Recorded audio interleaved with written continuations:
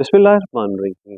भूल जाने की आदत ये ओल्ड एज में तो डिमेंशिया कहलाती है कि इंसान भूल जाता है, लेकिन आजकल नौजवानों में और यंग लोगों में बहुत कॉमनली शिकायत आती है कि हम भूल जाते हैं।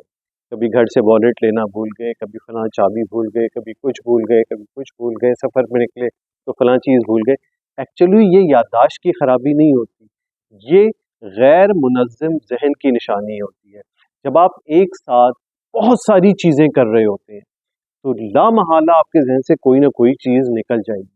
तो उस सूरत में जैसे जैसे आपकी मसरूफियात बढ़ रही होती हैं, आपकी जिम्मेदारियां ज़्यादा होती हैं, या किसी ऐसे मौके पर से एक वक्त में आपको 6-7 चीज़ें याद रखनी है, तो प्रायोरिटाइज करना ज़रूरी होता है। यानी ये एक्चुअली भूलना नहीं है, बल्कि मुंतशिर ख्यालात का मुंतशिर हो जाना है। इस वजह से आपको वो चीज़ याद नहीं रहती।